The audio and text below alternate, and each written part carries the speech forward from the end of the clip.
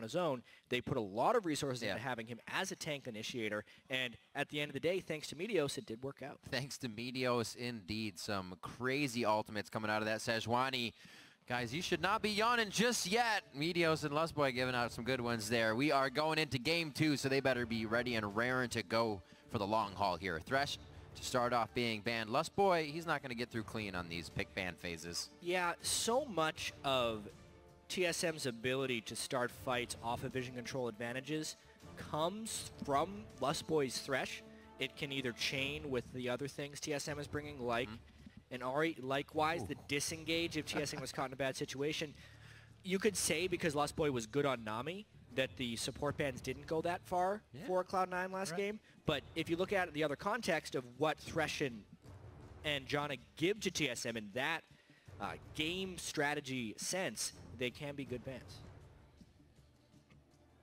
Oh, so the Urgot once again with the Thresh and the Janna is going to be taken out of this one, this time from Cloud9.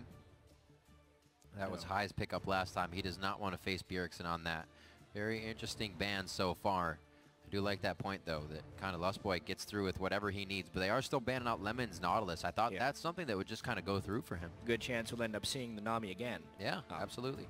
This time, though, Cloud9 first picks the Gragas for themselves, which Meteos had those game-changing ultimates on Sejuani, but at the same time, it kind of proves that they either value Gragas over Sejuani, or they feel like Santorin is so much better of a Gragas than Sejuani that is the important pick here.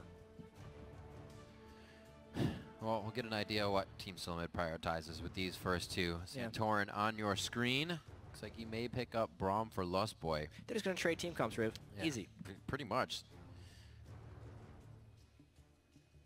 Definitely taking their time, that's for sure. Knowing that game 1 went away, being 2 down if they aren't able to pick this one up just puts on so much more pressure here.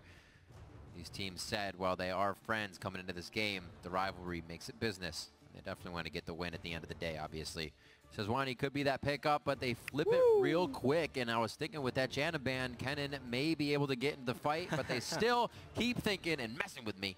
It's going to be the Scion pickup as well as the Sedge. The Kennen would have been interesting. Maybe we would have seen it as support. It's something they could be considering. Right. However, Dyrus on Scion, very effective. Sejuani is also a safe pick for them to do this early. TSM, as the red side team that typically wants to counter pick, goes with 2 of the safest picks they could early on, and does prep them for a very tanky team early on. More team fight focused than last game. What is in the champion pools of Cloud9 now? High still has quite a few things that he can put on the board. Been thinking a little bit. We were talking earlier, where's the Kassadin for these guys? Haven't seen it, but have seen a little bit of Kassadin play from other regions, as well as the North American solo queues. Corki gets picked up. I thought Wild Turtle was going to be able to grab that, so that might be a nice takeaway that Cloud9 just got with that, as well as a great pickup for High. Nice flex pick there. They could still get it on Sneaky, but with the Urgot ban, it's very likely we see that in the mid lane. Knowing Bjergsen is going to be able to counterpick anyway, they also lock it in early. They also make sure they just get the Maokai again, trying to give away as little as possible. We know these teams' champion pools for the most part, so at this point it's about not giving away what your team comp is going away for as quickly as possible. I was talking to Apollo yesterday after their games, and when they chose the Corki and he went AP, they're like, well, we planned for it to be AD, but I guess he just went AP. So it's interesting to see how that can kind of switch mid-game. Obviously, High knows what he probably wants to do going into this one with how the team has been rounded out. Sivir may also get some more action in here. Would be great for the tank comp. It's something that really escalated Cloud9's composition last game. Sivir is huge when there are so many tanks. Oh, are they going to do Kennen Callista? All right. Yes! This is something we've seen a lot of over in the LPL. Oh. It is a support Kennen, but with Callista, it is just such a ridiculous enabler because you were throwing a Kennen into the enemy team. So I thought it was actually going to be Sneaky and Lemon, to be honest. And in the end, yeah, me too. I am very surprised that it is picked up by Wild Turtle and Lustboy here. A lot of supports in the LCK as well as the LPL have been picking up Kennen. I like it. I mean, they were daring TSM to do so. with the double support ban and 3 overall support bans in this series. And how much have they played against this in their scrims against each other? It definitely seems to have called the audible for the last few picks that Cloud9 is going to be putting onto their roster. Sneaky Elimination obviously looking for the AD carry support. Yes, they are. It's the Lucian Morgana, meaning that is High's Corki. And this is a pretty nice composition for Cloud9. Yeah, they need a little bit of black shielding if they're going to be facing up against all these crowd control shots. So the Morg is a very safe pick. Lucian as well, an elusive AD carry, Sneaky. I'd say it's one of his best champions, especially because he goes off on it from time to time. Right, he changes roles so well. Yeah. Last game, that Sivir utility provide. This time, he can provide for himself. Get that bully laning phase going, which him and Lemon love to play. Definitely taking their time here. Global pressure, could it be coming in? Little shout out there to Power of Evil on Unicorns of Love, who just played Varus at the mid lane to quite a good extent. It was pretty sweet to see. Mid lane Varus, man. Power of Evil. The power of...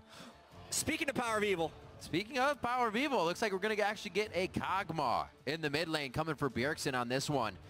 A very interesting team comp that Team Solomid has gotten together here for game 2. AP Kog'Maw. It is, yep, checking the masteries right now. Lethal.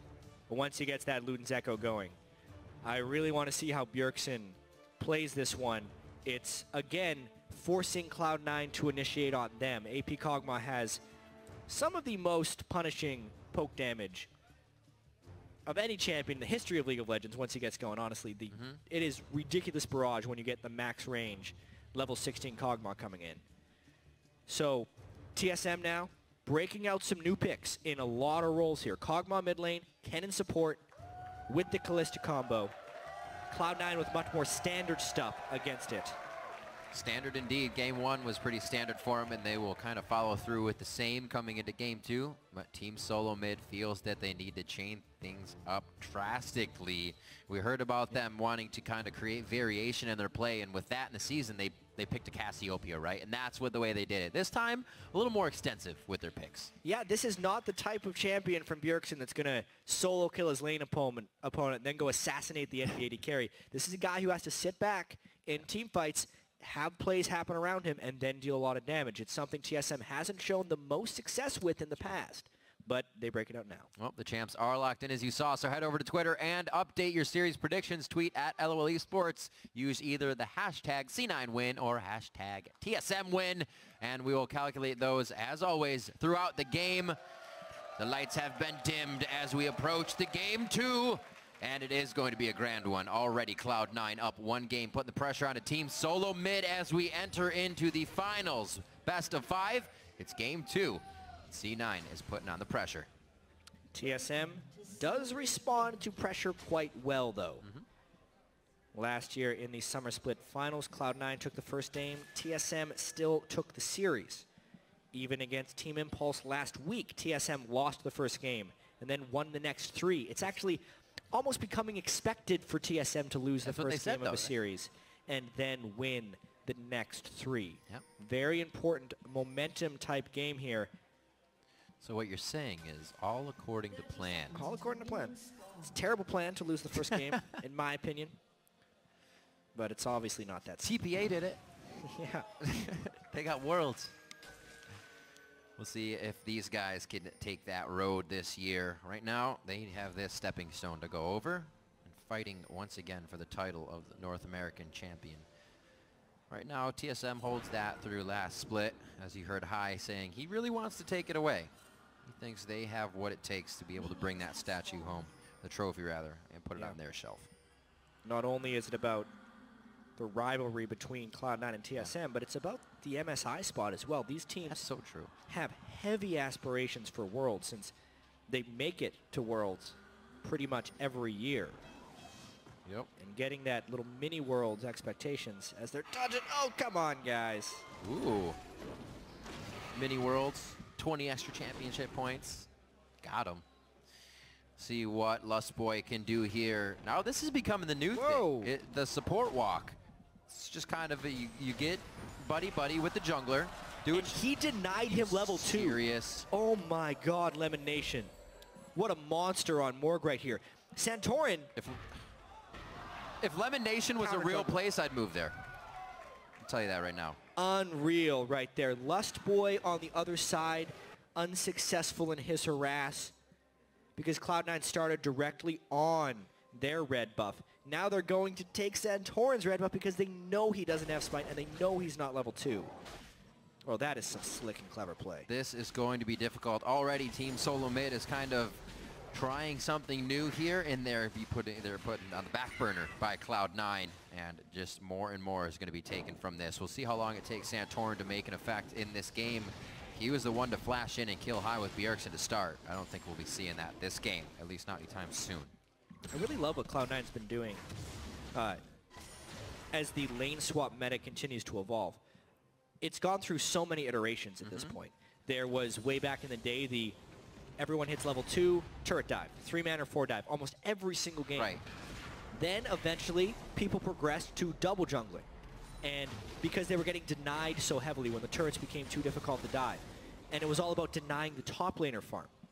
What Cloud9 has been doing with Lemon Nation's Roam is denying the jungler farm in the lane swaps. Because since they know they're giving one lane up, they take the other lane's pressure vacuum that basically doesn't exist right there, and they use that support roam to go and harass the enemy jungler. And Santorin, to his credit, did manage to finish his jungle without aid, but he got a lot stolen away from him, and it was a really cool play by Lemon Nation. You know, the next thing that you see that came out of this is that people are following Lemon Nation in his tracks with that. Now the supports are roaming into the jungle. A little bit of a to-do that he has kind of sprouted there to really get into the jungler's head. Seems like everybody's taken to it. The bottom lane is getting quite pushed here. Too much of a freeze as they get as much damage down onto the turret as they can. Top lane, however, is trying to be held off from Dyrus at his lane.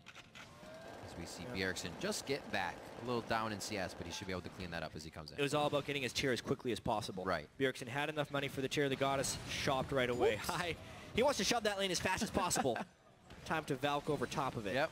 He had to squeeze through just to get that extra damage on the W back in the lane. So now Bjergsen nicely gets there for the siege wave, back to the right time, and like you said, with that gold for his tier, begins to stack it up. Be ever so nicely without that W costing anything these days. So he will catch up high, looks to come back to lane, trying to build out the phage, but goes for a little bit of vision as well, as he doesn't have all the money he needs. That vote getting much closer after game 1 has swayed a few minds. Cloud9 fans coming out of the woodwork now. Right. After they win that first game. Hey, we're gamers. We sleep late. We're still waking up.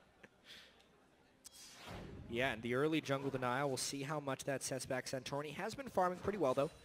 Meteos has stayed out so long with the double jungle from balls. He's got to deliver presence.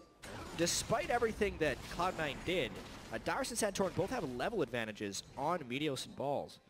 So scratch all that advantage stuff that I was talking about. Experience-wise, TSM is actually up in those categories. Surprising. Right, they were still doubling. He was going through solo somehow still. Yeah. Had he gotten any more pressure, that would have been pretty bad. I feel like Meteos double jungled so much with the Maokai, and Dyrus was able to soak experience in the top lane, but the main credit actually goes to Santorin for knowing how to jungle without early level 2, without having his own side of buffs. Used his smite very efficiently on the Gromp, was able to farm while Dyrus was soaking experience, and it ends up being a slight win for TSM experience-wise. There you go. That's some practice for yourself. Get through the jungle without smiting. Just go. Yeah. Also take damage and have your grab stolen. Have the other Krug stolen. Don't hit level 2. Get hit by 2 Morg bindings. Now you're simulating what it's like to jungle against Lemon Nation. There you go. Hard mode scenario. Yep. Talking about the first game being quite typical. Most of the fans saw that play out. It is going to be a close series. Liquid very happy they're placing third this split. Now watching Cloud9 and Team Solomid fight for number 1. There it is. He has pleased the fans. High farming in the mid lane. So back and forth. CS. They're keeping this one safe. Like you said, Bjergsen is going to keep himself in a position where he can't be easily ganked. Kog'Maw doesn't have too many escapes other than that summoner spell, but he's running Ghost Flash to make sure he can dodge skill shots and pretty much anything in the fight. Extra mobility summoner spells. Yeah. Honestly, Kog'Maw just wants to survive the early laning phase until he gets his ultimate, which Bjergsen has done. It changes the early game strategy for TSM, though. It's no longer a guide to gank for, which is interesting that Cloud9 still puts so much pressure on Santorin to prevent early game ganks, when the early game ganks actually aren't that threatening in this particular game. Instead, they're farming up. Meteos still hasn't ganked, despite being the superior early game ganker to the Sejuani. Right. And Cloud9 needs to make an impact of some kind. Smart of him to come down here for this wave, though, because there's a significant risk of a dive if he did not. Also not knowing if Santorin has catapulted himself to 6 just yet. He did see that they were higher level as they entered C9's jungle earlier. Ball is cleaning up the CS, does get the siege. He actually cleans up that wave nicely, but a lot of focus here from Team Solomid is going to be warded out. Yeah, and very safe play here for C9. Cloud9 doesn't have another lane pushing yet. Now that TSM has 4 people down here, the wave clear, though, of Gragas Maokai is substantial. Really good map placement of himself by Meteos there. Oh. The Kog'Maw ultis could come in if Bjergsen wanted to support this, but he's stuck farming. Lustboy has that passive shuriken up. Definitely could have caught the stun. Just on the outside, High gets himself to safety, saving his summoner spells, and we'll get back to mid lane as well. So TSM is definitely trying to use this composition right away here, even though they were kind of kicked in the early game. Santorin doing a beautiful job to keep them from falling too far behind. Just about 700 gold in the lead for C9 here. Sheen fixed up. Actually, before High has finished his phage, he wants to be able to trade a bit of damage back if he does get in range of Bjergsen, it seems. BF swords for the AD carries here as this lane start to pan out. Interesting. Meteos has enough gold from all the double jungling. He wasn't soaking experience, but he was soaking gold, as well as helping balls catch that big wave. He gets a pretty early Cinderhulk on Gragas. I've actually seen him play the same way in Italy, right? He'll just farm his face off, and then he comes out of nowhere, and you're like, where did this guy come from that I haven't seen all game? Where did all this power come from? Nice. Nice twisted and here's dance. Meteos' gank. Oh no! Oh! Dyrus missed his flash. Dyrus flashed right into it, and he gets body slammed. They're going to get a little bit of that from Meteos and balls coming up first blood. Very poor avoidance of that gank there by Dyrus, burning his flash and still getting hit by the very wide Gragas that he needed to respect more heavily. Ooh. Ooh, that's the E used as well. Lustboy doesn't have an escape unless he tries to flash out of this. Turtle repairing a bit of that error there. Elimination, great brush control. Cloud9's getting these lanes in pretty good control right now. Bjergsen still delaying until Lude's Echo. You serious? Oh, now Sneaky's in trouble though. Oh. Elimination committed pretty hard to try and get that binding. Whoa! Oh my! The Rend in the end, baby. Woo! 4 points in Rend. Oh, man. Early on for Wild Turtle. Elimination, just when you think you had an edge. Yeah, that. One missed binding that he committed for, and Wild Turtle makes a Wild Turtle play. That's an absolute false sense of security given there to Elimination and bait. Hook, line, and sinker for and TSM. They get the blue off. Yeah, that's just going to mention they creep down, take the blue. That means they're going to get even more vision here. So High is going to have a hard time trading with Bjergsen if he continuously gets his. Controlling both blue buffs for an AP Kog'Maw is so amazing.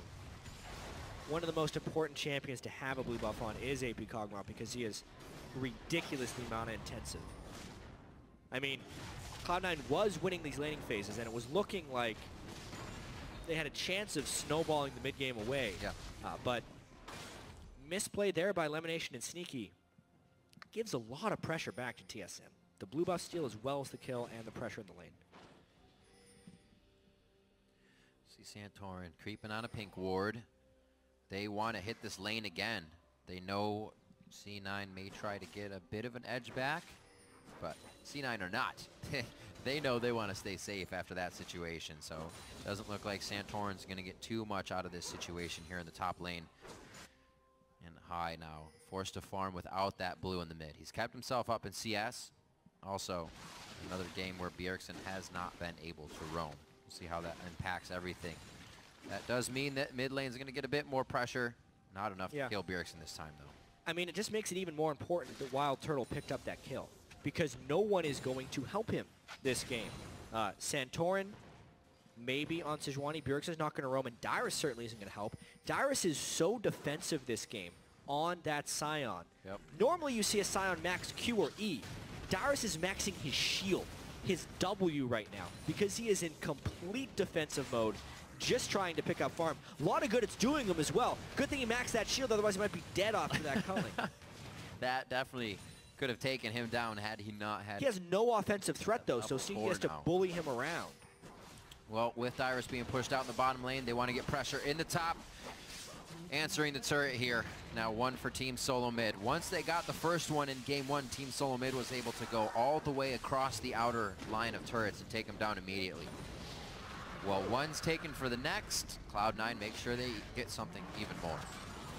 Yeah, well, no! Whoa! Hey! All right, that might have been a little too far forward. Thought High could give him a bit more help. Don't go too close to Lustboy in the brush. That's going to be the stun. He's actually able to take down Wild Turtle in that situation. The Lustboy kind of just dipped out of the situation. Couple of misplays right there by both teams. Balls underestimated the Ken and Callista dive combo right there when he was trying to stay under turret. And then Wild Turtle overestimated his own strength against a Corki, gets hit by the skill shots, and goes down himself. Ends up being an overall trade right there. Kill for kill, turret for turret. I feel like we're getting some Scrim-esque moments out of these guys. Be like, I think I can. Actually, let's try it. Let's go. They're just testing their limits, Riv. That's what they like to say. Exactly. Lemon Nation testing the limits of Dyrus. And looks like he's at the end of his fuse on that one. Backing once again, just getting back to the lane after being called out. He's not getting too much time with the minions. So he goes back safely. He does have his flash coming up in a little bit here, but he's going to head towards the top lane. So we could look for a TP coming from him into a play. We still have to see if he can ring the dinner bell and get that Scion ultimate placed nicely. So BM. Well, Bjergsen, I think he has enough to get his Ludens. Get it. Yeah, he's sitting on 2,400 gold. I'm not familiar enough with the build path to know what the Neither Drug plus the upgrade is. But he is very, very close. Wants to go back as quickly as possible. As soon as AP Kog'Maw gets the Luden's Echo, it becomes devastating. There it is. Start to hurt indeed. There it is. And he actually had an extra 250 to go ahead and upgrade that trinket. Sitting on pretty much no more gold as he throws a ward and some biscuits in there. So he's actually going as well that support tree so he can keep the mana up for mana intensive Kog'Maw. The tier getting stacked for him is now sitting at just around 400. Looks like he'll be sitting pretty just over 20 minutes as he gets his Muramana fixed up. It's a lot easier for him to clear these waves as well and stay out of range of High. He's got himself up 5 CS now. Yeah. Things are starting to pan out. It's really who can get the first fight off of this one. Ooh, step slow. Can Santorin get the 5-man? Yeah, I don't think we're seeing many more 5-man Sejuani ultimates this series. Cloud9 will want to spread out through that, as well as Black Shield, hopefully preventing at least one person from getting hit by it. Yeah. The way these teams trade objectives, though, really shows how familiar they are with each other and how much they've actually copied each other's playstyles throughout the year. That's a good point. Early on in the year, Cloud9 and TSM just started copying each other's lane swaps or copying CLG's lane swaps because they were the best. They're very free to just take whatever someone else is doing and adapt it to their own playstyle. This would be a true example of it if Bjergsen takes the AP Kog'Maw as in the mid-focus team and they're able to win with it. Well, so far sniping High when he's throwing out the living artillery. Just not a whole heck of a lot of range or damage coming out for that first ult unless you can follow up with that W. TSM wants to grab a little bit more objective control here in the game, especially having a Kog'Maw as well. They'll be able to chew down Baron when they want to. Balls now to clean up the bottom wave. Definitely a closer game between the top laners in this one, 70 to 70 in CS.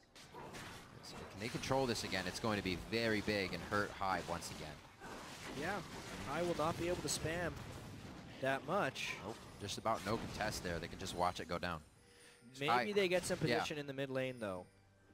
It's still going to be difficult. They have to respect the Sej ultimate, and Bjergsen can keep him at bay with that blue buff.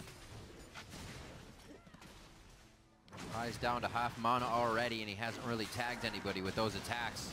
First living artillery comes out and hits him. Valkyrie's away.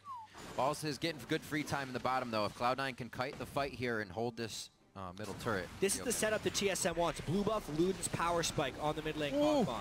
He lands a few spells. He pushes people clean off the turret. Cloud9 has no real sustain if the 80 carries get hit here. Maokai and Gragas can kind of heal themselves up, but it is really hard to defend. At this point, either Cloud9 has to be in mid lane at full health to engage, or they have to be split pushing lanes while TSM is grouped. Neither are happening right now. Not enough, just powerful wave clear off the bat. They have a little bit. Meteos can't do everything by himself. Good aggression as they also get high to come back in there. Once they get Elimination, the Tormented Soil, they should be able to clear waves so much better. So TSM actually cannot get the middle turret after actually putting quite a few members there, just about 4. Sion back to the bottom lane as Dyrus cleans up that bot wave. Meteos bringing that ultimate just for the big. turret. Diminishes his ability to apply pressure to lanes, which is good for the wave clear. It saves the turret, but it also makes the next round of turret pushing by TSM much safer.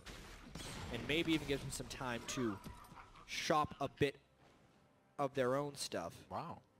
Bloodthirster on Wild Turtle. Going to be going Hurricane after that.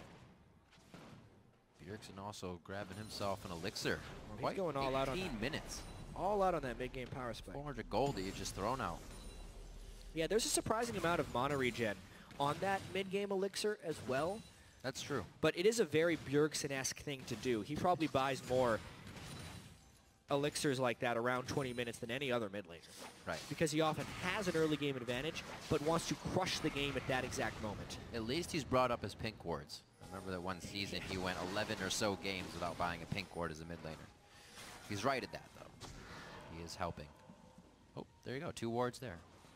Even so, High still purchases substantially more wards each game. That's true. Many times, most mid laners would go back, buy a ward. If High has 225 gold and he's in base, he's buying 3. And he'll place them eventually. Definitely make sure he gets a sweeper early, really providing assistance to any of the snowballs. Now, a little bit of love around the Dragon Pit as it is alive. This fight could be big enough for Baron in 30 seconds as well, so a lot can hinge on this fight. Mid turrets do need to be taken down, however, if TSM wins this one. It's really dangerous for Cloud9 to initiate, especially against Kennen Kalista. Yeah. Either the Kennen can just stay true and zone them out, or get thrown into the squishies once Cloud9 dives through. It's basically Corki poke versus AP Kog'Maw poke. And typically the AP Kog'Maw poke will win this one. TSM definitely trying to abuse this Luden's Echo right now. Yep. Going to be tricky.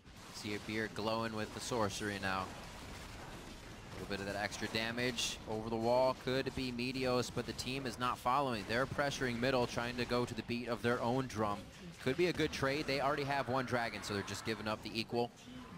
Looks like they may still try to engage the fight, knowing that Dyrus is out of position. That's going to be balls going straight in. Lustboy doesn't really get too good of an ultimate on that one. He pulls back in the fight, but they're able to drop balls, knowing the Lustboy didn't need to go too deep. Dyrus from downtown just crushes Lemon Nation. They follow up with Bjergsen to secure the kill, and they may even be able to get more with this turret prepped. They are actually going to call that one off.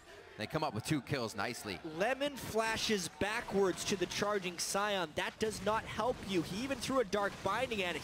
It looked like Lemon Nation literally panicked and just pressed all his buttons at that point. But the team fight itself in the favor of TSM. Cloud9 traded the objective. The gold comes back for TSM. Even after Dyrus got caught there, it just kind of goes to show you some of the brute force power that TSM has with this power spike right now as they're able to force that dragon.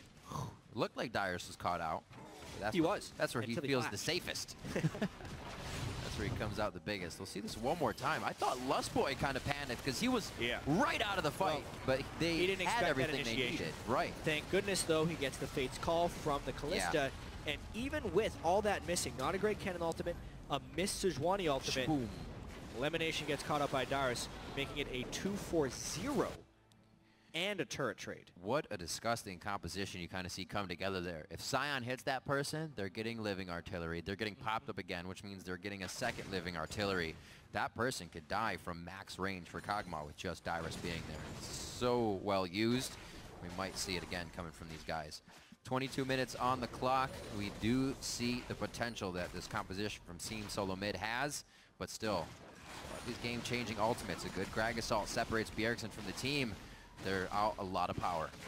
Yeah. And the blue buff control been incredibly critical. Yep. For Bjergsen this game. We see High starting half of these fights, half mana. It's very true. Next one should be good. He finally got his blue buff? Finally got his. That's very important for the poke war that they might end up having. But now with 3 auto turrets down on both sides, it's that open map situation again, where TSM this time again has gone with the mid lane trinket for the AP Kog'Maw, whereas High's gone for the sweeper. So therefore Cloud9 gets slightly more vision denial, will have to pay more for their own vision control. And TSM will have more vision, but slightly less vision denial unless they spam pink wards, which we've seen them buying a numerous amount of. Oh.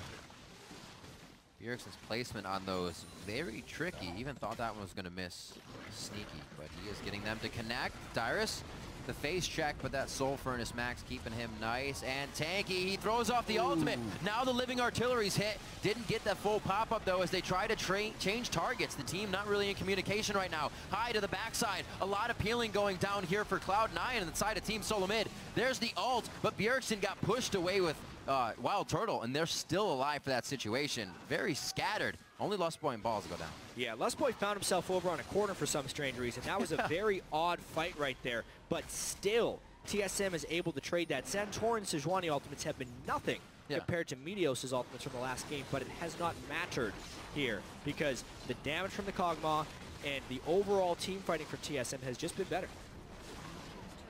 A good push through. Clean and clear for TSM to get that turret without any trouble. High went off immediately towards the top side to add a little bit of pressure to the map. Always trying to facilitate something more for the team if they know they're kind of being knocked down a few rungs. May not have the clearance to do this. Yeah. Stay safe. A little scary there from High. Well, he was trying to get a nice, cheeky little buff steal after having a pretty good team fight. High. It would have been good. I mean, he's going for a ton of peel for himself, right? That red buff on top of the blade now that he's actually cored second. High really likes the Bilgewater Cutlass instead of Luden's Echo on the mid lane Corki, mainly because it gives him more split pushing and dueling potential. I mean, even in that last fight, we saw High Valking on top of Lustboy to get off the active from the Bilgewater Cutlass and kill him. Can't do the same types of plays with Luden's Echo Corki. So, the Righteous Glory now finished up on to Meteos, which also kind of seems scary as well. Running into this Team Solomid composition needs to be done ever so carefully, or you're going to be running into a big front line of tanks, and Dyrus and Santorin are completely ready for that. Buffs are being cleared up now. Cloud9 has found a way to break TSM's vision once in Game 1. We'll see if they can do it again here in Game 2. This time, though, they don't get the Sejuani on their side. They actually decided to first pick the Gragas.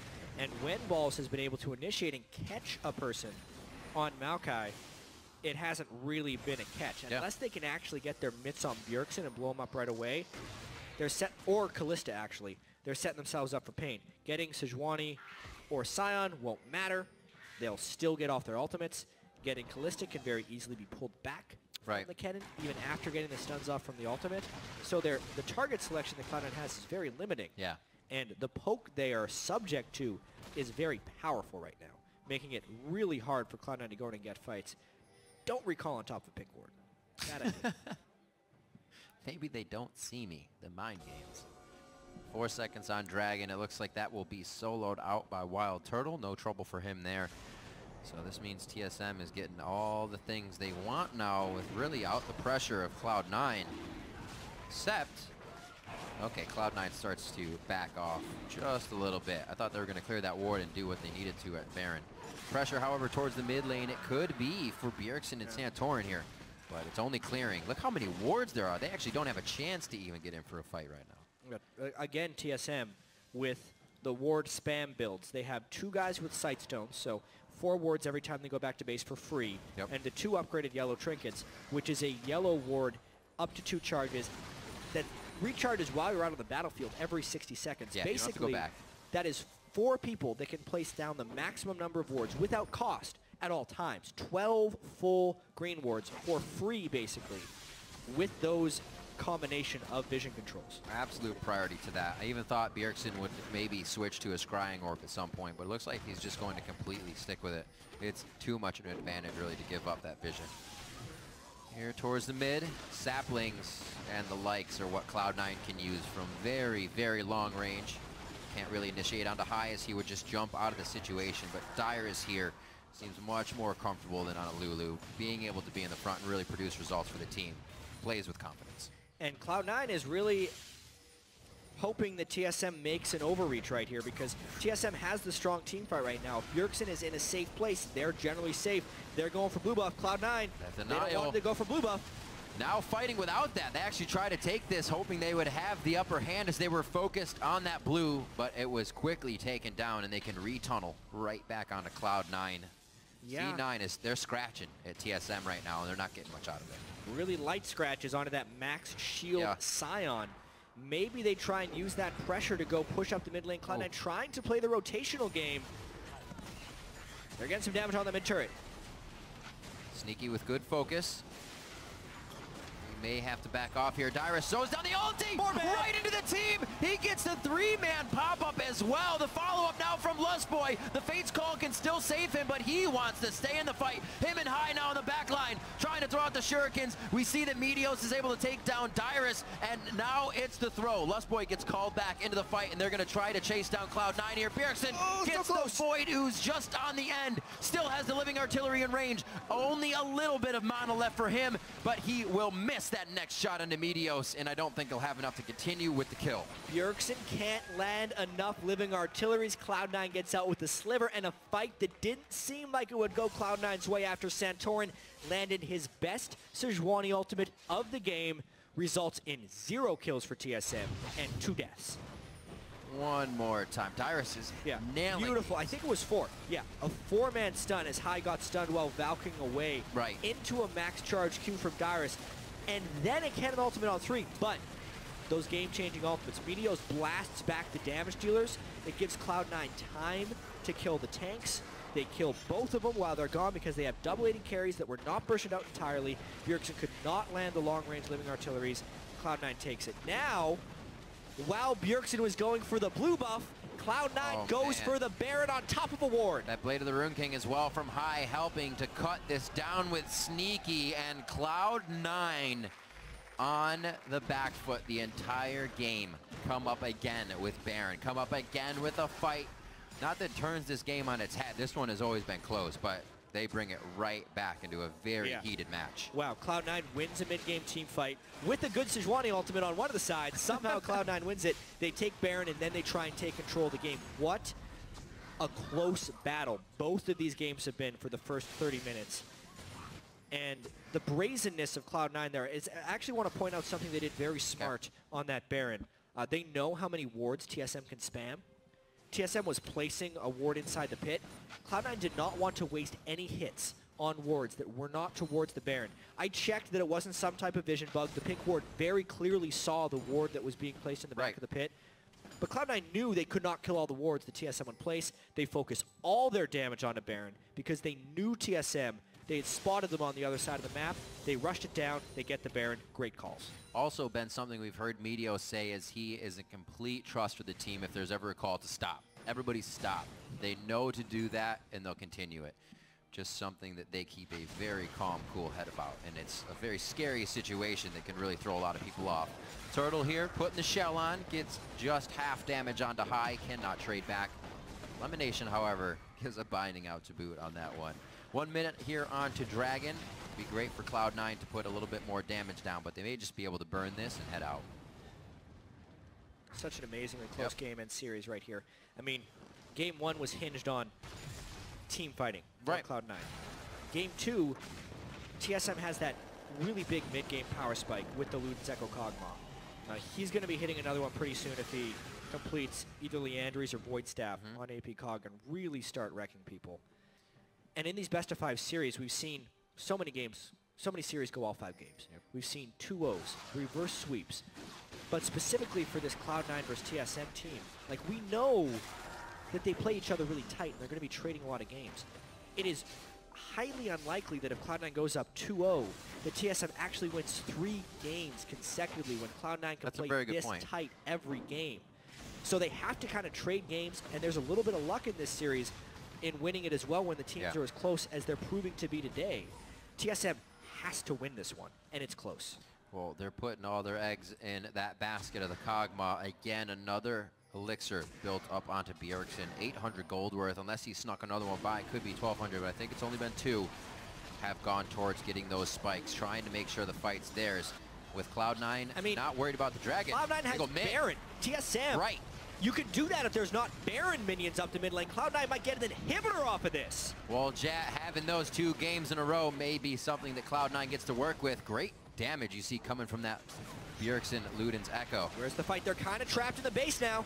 Lost Boys, oh, so far out. Behind them. Gonna miss him. Santorin does come in. Balls and elimination right there. Sneaky's actually hit on the backside, but now he's able to fire from that area. It's just a shooting range for him in high here as Meteos is on the front. TSM now try to turn the tide of the fight. Soul Furnace is on for Dyrus, but he does not have catch potential. That's Roar the Slayer actually hit high. He velks away, and this is what chase is going on. They better have their laces tied. No tripping up here, Cloud9. Because TSM is on a rampage down mid lane. 3 dragons that they're pushing with right now. It's going to help them to get through these turrets, get through these waves. It looks like they're backing off for the time being to get those waves pushed. Critical skill shot accuracy. Those living artilleries are not easy to land, not easy to dodge. It's skill that's involved there.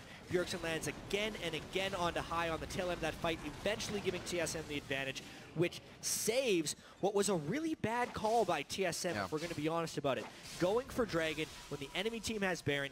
Yes, TSM got the Dragon, which gave them that 5% move speed, but they lost 2 mid lane turrets, including the door to their base, which is now wide open for an inhibitor that can be taken. The ironic thing about all that is because they had the 5% move speed, they could chase down for the extra moves. They could indeed. They did not stop running down that mid lane. And they picked up a few that also helps stop Cloud9, helps TSM stop Cloud9 from getting back into the lanes quick and getting everything pushed. A little bit of breathing room for both teams and only a 600 gold lead. So slowly going up with the minions being farmed for TSM. 4 to 5 in turrets. Really looking at that mid inhib now. C9 has something to go after every time. Force TSM into a fight that they have to fight. It's going to be very tough. However, that choke point could be exactly what Santorin wants Cloud9 to walk through in the front doorstep. And a pretty dangerous situation Cloud9 was in last fight, where Sejuani actually snuck around behind them. Yeah, that and was a good call. Was able to get pretty good ultimate off. Surprisingly, with all the tank initiation from TSM, the carries of Cloud9 have remained very safe throughout this game. 0 deaths onto Sneaky, who's building up more and more damage. 1 death onto High. They have been slicing through Santorin and Dyrus, who are doing their damnedest to build up armor and stuff. But with 2 Last Whispers and 1 Blade of the Ruined King, they're not going to last long, ever. Cloud9 is only going to be building more damage. And it becomes kind of a tricky proposition for TSM to create long team fights for which AP Kog'Maw to poke. They need to be able to have control, poke outside the turrets, and not need the tanks to be taking damage in order for Bjergsen to be doing it. Much more of an on the same page fight. A lot of these have been scattered. Good lord. Hello. It's that Void Staff that he completed as well, giving him that extra bit of damage. Also went for Distortion Boots as well to keep himself safe with that Ghost and Flash as much as possible. Haunting guys for Bjergsen in that inventory as well. He is leading the charge without fear here down the mid lane. Doesn't even have to worry about much. They have a free escape to the top side, so TSM already knows their exit here, and they're playing this one with confidence. That's exactly what TSM needed to do. Bjergsen landed the poke that wasn't in a team fight, and now they're setting up a push. They push down mid, forces the Cloud9 defense. Therefore, they can take the top turret. That Kog'Maw. Game starts to get hard when you can't actually see the people attacking you. And now TSM is going to start forcing their own inhib. Ultimate is up for Meteos. Won't be a explosive cask off the turret. They have the minion wave just for now. Looks like they actually won't go for too much. Baron is in 1 second, chat. Yeah, and this game could slingshot back and forth in a couple of ways. The Baron being a big one of them. But the closer Cloud9 gets to their base, the easier it is for them to recover from Kog'Maw poke. So it's actually harder to push down turrets the closer TSM gets in the turret siege. This is a very bold force. I do not like that initiation from Dyrus. Here comes the TP. Still had to flash it. Ken Ball's getting to range. He actually gets out of the way of Dyrus's decimating smash. They play it safe on this one, so that is a TP down, however. On the side of Cloud9, a flash down as well for High. As we look at the other summoners, all is right as rain for TSM. Yeah, smart by TSM to not commit to a fight just because the Sion had used his ultimate. Cloud9 was holding their main cooldowns as well, didn't commit either.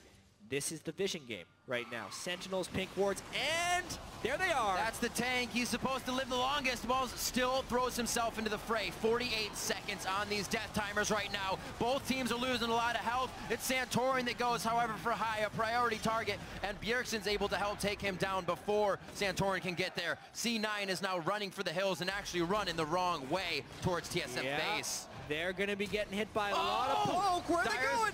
Soul Furnace does not take down Lemonation. He may be able to push it. No, he tries to get a hit on the minion, but it died already. It doesn't actually go anywhere. A nice living artillery takes down Lemonation. Sneaky is dip, dodge, and dive in for his life. Takes a turret shot, and it's only a matter of time before he eventually goes down to the Voidoos of Bjergsen. Bjergsen landing all the spells in these fights. It is so difficult to play against. TSM is making Cloud9 dodge in too many directions, and eventually they will hit them. Big time fight there by TSM, and it's all because they controlled the vision. That is what TSM specializes in, getting an edge, baiting a team into a bad situation, and then winning the ensuing fight. All right, they got this, right? Easy. Easy, Riv. They got this. Woo! All right. That was a little too close for comfort, but Dyrus, he plays with death every game, so he's used to it. Wild Turtle, this will not be yours, says Balls and High. They're going to come in. He's going to try and stop. Oh, that holy macaroni. Wild Turtle. That's actually really critical. Not only does TSM have the Baron. There's more poke. Yeah. Now the poke arrives, and TSM's going to be able to secure that 4th dragon. No way. Yeah. One-man army there, Wild Turtle. One-man army indeed. Wild Turtle coming up very big. They couldn't have touched him on the Kalista. High is definitely not going to be hitting any of those skill shots as Turtle is just bouncing around. Great play come from him. Haven't actually seen too much Kalista play from the side of Team Solomid this season. It's working out. Except for that highlight of him getting a pentakill last night in solo queue for Wild Turtle. Yeah, right. This fight itself, great Sejuani ultimate, for one. But mainly the positioning by Bjergsen is the critical thing right there. Yes, they could close on a Wild Turtle, but unless they can close on a Bjergsen, they are never truly safe. Because High had gone down, there's not enough sustained damage to take out the tanks, which gives Bjergsen time to go to work. 7-0-3. See, he's been doing some good work this game. Man, I want to see the damage dealt to enemy champions after this game, because Bjergsen has been crushing it. It really is. Poke champions almost always have higher damage dealt to champions, by the way, because they get access to so many more damaging opportunities. But this one's going to be off the charts. Santorin, a little HP to take that damage. Cloud9 is in a very weird formation for this right now, but High can Valk over the wall and get himself to safety. However, this turret doesn't get too much protection out of this kind of half-moon strategy they have going on. I mean, Cloud9's in a really tough spot. Yeah. Right here. I think it's at least one inhibitor down. They're going to try and hold the second one. Sneaky got hit by a bit too much poke before that fight. Well, for having a poke comp, they are lining themselves up parallel to TSM for those shots. They just cannot get them to count. That was just the cue. There's a lot of damage to actually follow from the abilities that are made to do the damage. 2 Blade of the Rune Kings now finished up as Sneaky and High are trying to get themselves a bit of peel and a bit of safety, as well as somehow to cut through Santorin and Dyrus at this point. TSM, another push towards the bottom lane with a huge wave crashing in towards the top. Yeah, they should be in the cannon base. minions already. I mean, Cloud9 would have to initiate. They're going to try, but this is desperation. Wild Turtle's on the back. Lustboy decides to stay on the outer ring. Love how he's using the ultimate on that one. Fate's Call throws him right into balls, and that's going to cut down the tree. A double kill for Wild Turtle there. The composition of Team Solomid this game just being used so well to get the poke damage, initiate, and make Cloud9 start fights with a disadvantage. Yeah, Bjergsen Unreal Kog'Maw damage right now. Trying to kill people on the fountain with this poke. Whoa! Good God. You are not safe on that fountain. You better be asking for your Guardian Angel at this point. That's 1, that's 2. That turret is actually not a kill for Wild Turtles. Only 2 kills there, but the Nexus goes down, and Team Solomid tie up the series 1-1 against Cloud9. Some significant style points coming through at the end for the clean ace on Cloud9 as well, showing, well, yeah, we didn't even have to use Sejuani ult to get into your base. But this is what we expected from Cloud9 TSM. Close, hard-fought games. Both games 1 and 2, incredibly close early games. They turn at some point in the mid-game, and then the teams are good enough to hold those advantages. You know, Cloud9 fought back. This game was even at 30 minutes, but they eventually couldn't deal with that really potent AP Kog'Maw. Riv, you're looking at the damage dealt to champions right now. I'm actually seeing 55,000. Yeah, so he by pretty much Bjergsen. doubled High's damage this game. He doubled everyone else in the game. Yeah. In damage dealt to champions Almost right tripled there. that. Yeah. Absolutely ridiculous stuff. Bjergsen pulling out the Kog'Maw, and Wild Turtle with the Kalista, like you were saying, a pentakill last night, feeling good, kind of just flips it into the game now. Amazing stuff for Team Solomid to not even really be hit mentally by that first game. And the most critical thing there is Bjergsen still carried the game, but only after 30 minutes. He was not able to carry them through the early game and the mid game because that's just not the way that AP Kog'Maw works. He needs the max range on that living artillery so he can hit you when you can't even see him. Yeah, first range living artillery is still pretty short. It's not going to win you the game. But then once he got that going, Cloud9 didn't have a big enough advantage. So much damage. They didn't have enough hard initiation tools to really get on top of Bjergsen's Kog'Maw. And TSM wins with a different style that wasn't Assassin Bjergsen in the mid lane. Now this brings about one of my favorite points is what does the team do now with that new pick? Because I don't feel like banning out something like Kog'Maw is a defeated sense, right? That's definitely something that Bjergsen can use again. They might have to, win the game. honestly. But no, yeah, that's what I'm saying. Yeah. Do they just ban it out now? I think they're going to have to. Yeah, I mean, they do have a lot to work with. They have those 2 bans they're throwing at Lustboy right now. Right. Yes, Can switch it it up. changes. Lustboy's very dangerous on Thresh and Janna, but there may be other priorities in the rest of the series. All right, we'll have to see. We definitely have more to talk about and some other definite gentlemen to talk about it for us. Let's see what our analysts have to say on TSM's series tying win.